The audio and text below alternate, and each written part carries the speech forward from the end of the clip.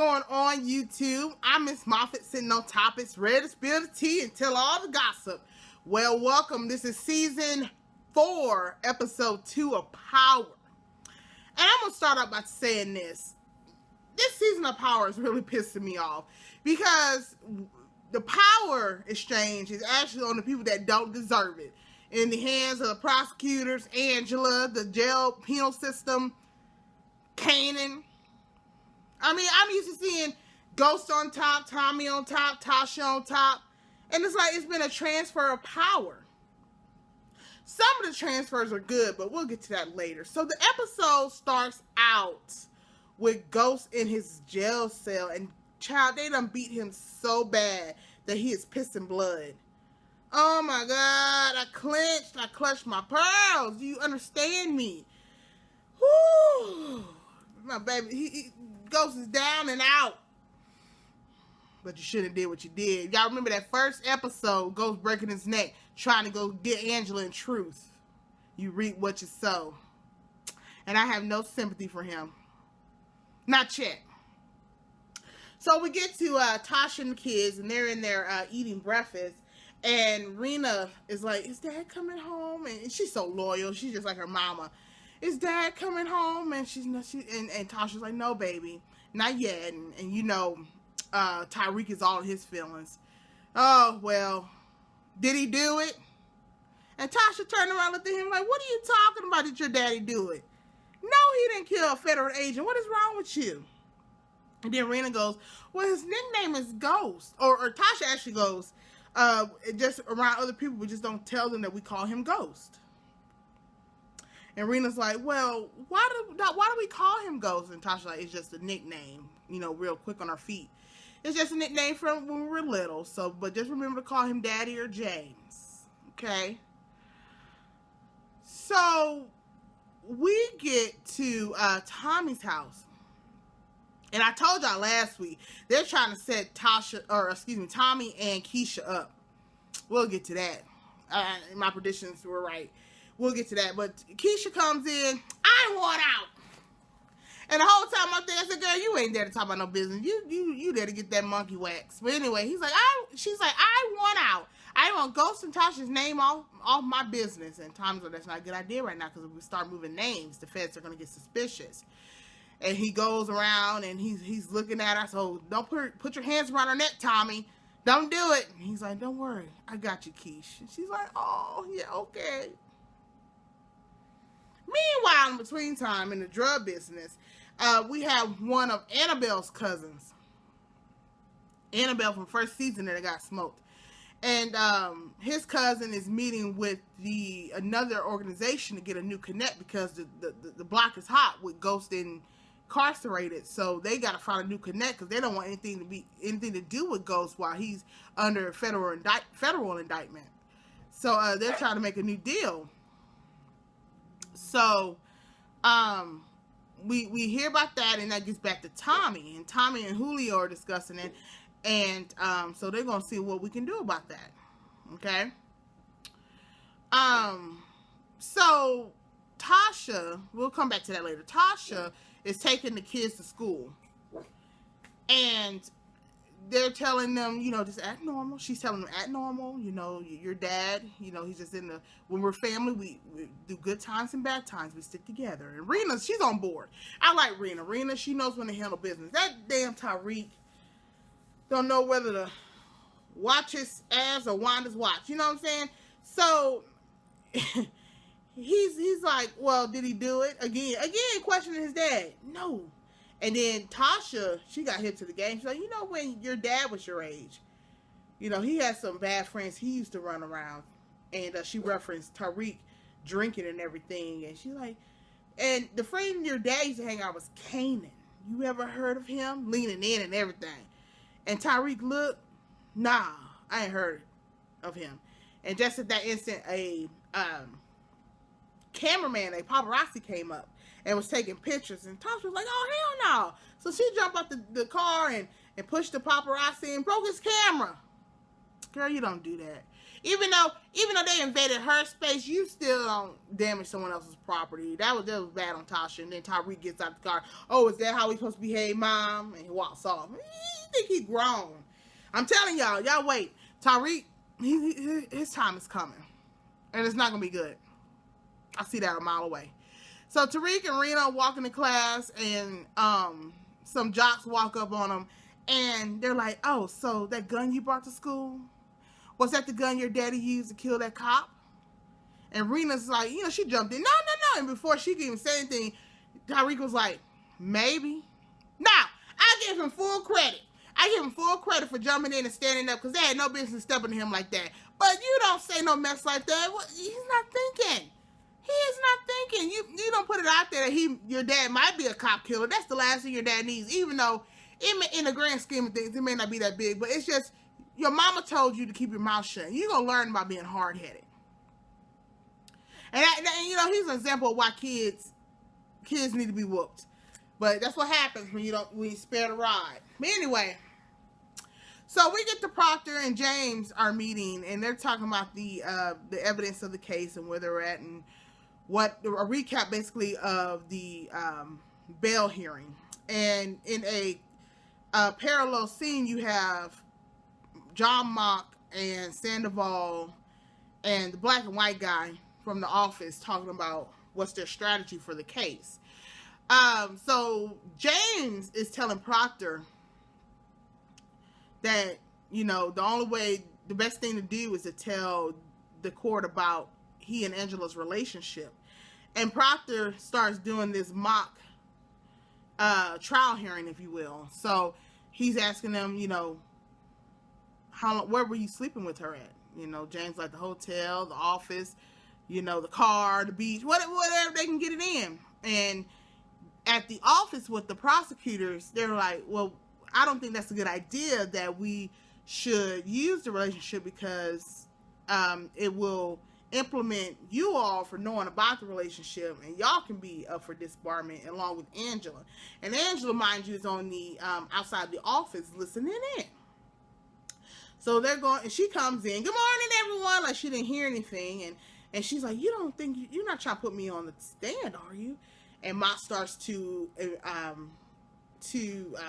cross-examine her with the information that he has about their relationship, how she was sleeping with both Greg Knox and Ghost, and where they were doing it. And did she know that he was married? And did Ghost tell her that he was married? And it's a parallel scene where Mock is asking the question, and then Ghost is answering, and vice versa with Angela. So both sides come to the conclusion, like, this is not what we should do. We should not put either of them on the stand, basically, because y'all both are lying, number one, and two, it seems like an easy win, but it's just going to be a detriment to the case itself. Okay, so we come to Dre. Dre is bent pimping, spinning cheese, child. He's giving everyone a briefing, not everyone, but the distributors and the drug distributors in his club, the waitresses and waiters, the lowdown on how to get these pills circulated through the club. So he tells them, if someone buys 2 bottles of this, you give them 1 bottle and a matchbox, and in the matchbox he had pills. So we get a scene where people are buying the bottles, and you see the people popping the pills. I mean, that's a hard life. Pills and liquor. Ooh, wait. Where are you trying? How far to Jesus are you trying to reach?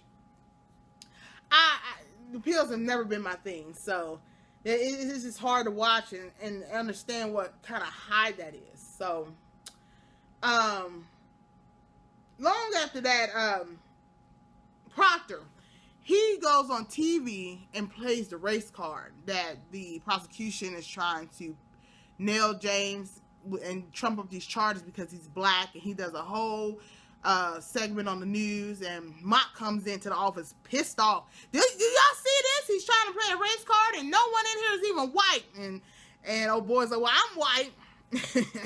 And just for the record, all white people are not racist, and they go there with that. But so Mock files an injunction to put a gag order on Proctor, And they get in the office, and the judge is like, you know what, Mom, you've used the media for your advantage at your time, so we're not going to even worry about going ahead and approving this motion. It's dismissed, and I'm late for lunch.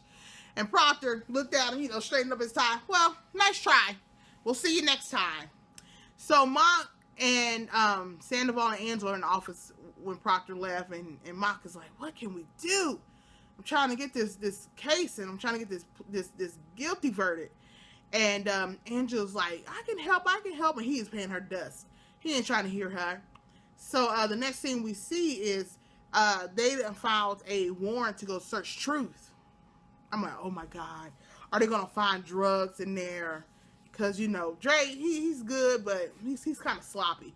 So we see Sandoval come in with the FBI, and they're searching, and Sandoval goes to Ghost's office, and child, he's looking through drawers. I'm like, what is he doing?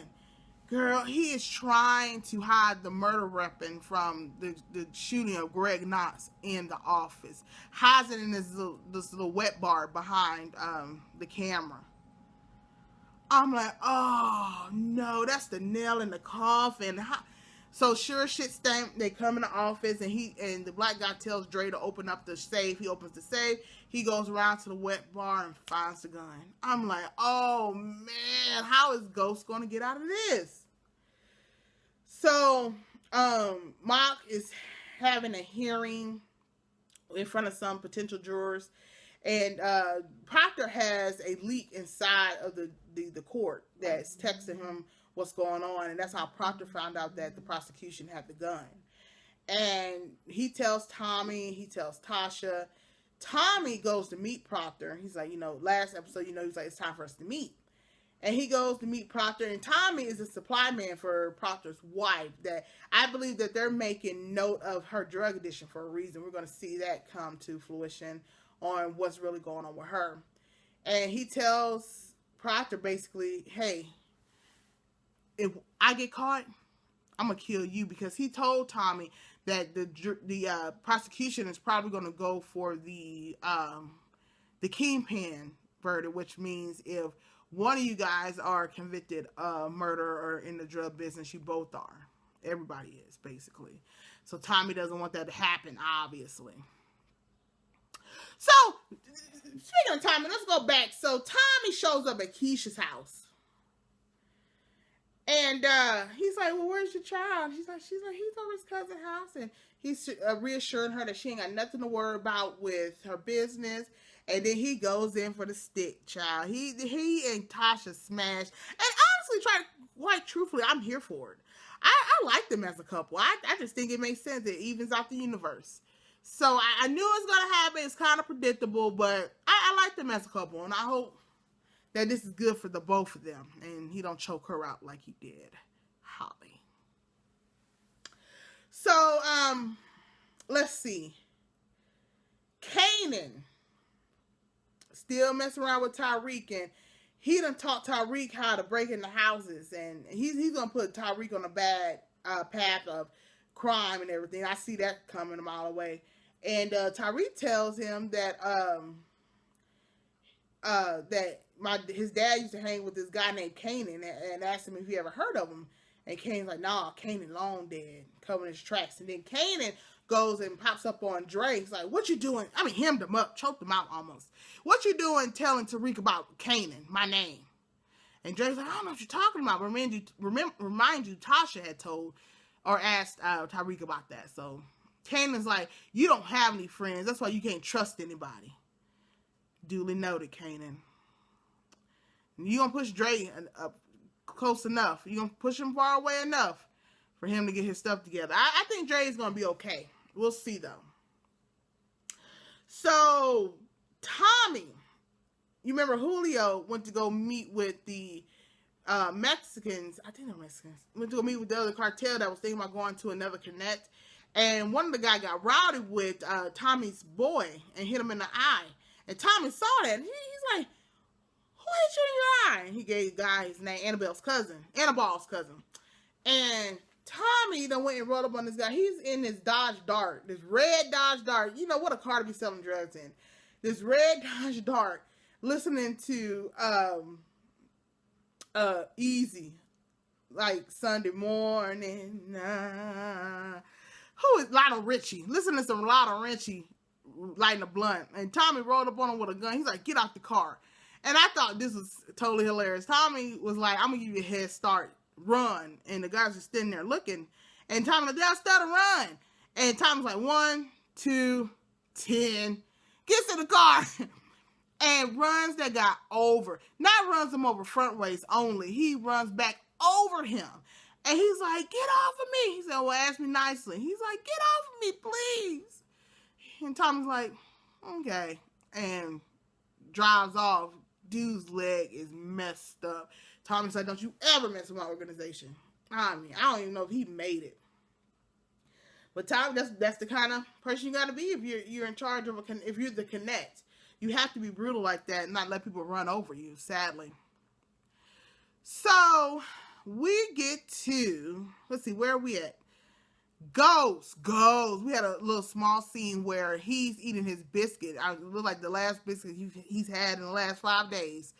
And this guy's trying to come on to him, trying to make him a prod. And Ghost takes his hand and breaks it. He's like, get off me. And the white guy, you remember the white inmate, you know, his wife is dying and he's trying to get money to pay for his wife's surgery. And he's asked about Ghost and he's looking out for Ghost. And I want to see what that's at. And also, I'm not gonna say this is true, but I think that's Tommy's dad because he asked about Ghost and he's like, he's with Tommy Egan. And he's like, Egan, where's he from? I said, oh man, is that Tommy's daddy? And then they made sure for us to know that when his wife came up there to visit him, she's like, the one thing I regret is not giving you any kids. I said, that's Tommy's daddy. I said, okay, that's a new dynamic. We'll see where that goes. So the episode ends. Ghost is in jail still, and he's regretting that. And oh, let me tell you what happened. So when Tasha found out that gun was that true, she pops up at Angela's. I don't know what she thinks she's gonna do. If you're gonna pop up, do something, Tasha. But she's like, you know, Ghost wouldn't keep no gun at the club. That's not even Ghost's style. And she's like, if you weren't a cop, and Angela cussed her off, but I am. And we're talking real big. That celebrity death match is coming. Angela got that quick mouth. That's not gonna be good for her in the long run. So I think I got everything. It feels like I'm missing something, but that was the gist of the episode. Some predictions are, I think we're gonna get a sex scene with another sex scene with Keisha and Tommy, it's gonna be hot because they're the only one that's gonna be sexually active. Ain't nobody else having sex unless Rena starts having sex, and I hope we're not. I think Ghost is gonna do some favors for that white guy and the inmate that's in jail. I think they're gonna get close, and I was hoping that they wouldn't drawn out this situation with Ghost in jail, but it looks like it's probably gonna be all season, and then probably the last season we're gonna get some redemption for Ghost being in jail. And I think Angela is gonna feel the repercussions of turning Ghost in. But that is my review of Power. Like, comment, and subscribe. And I'll see you next time in a big rich town. I'm Miss Moffat. I'm sitting on top. It's real to spill the tea, tell all the gossip. Bye.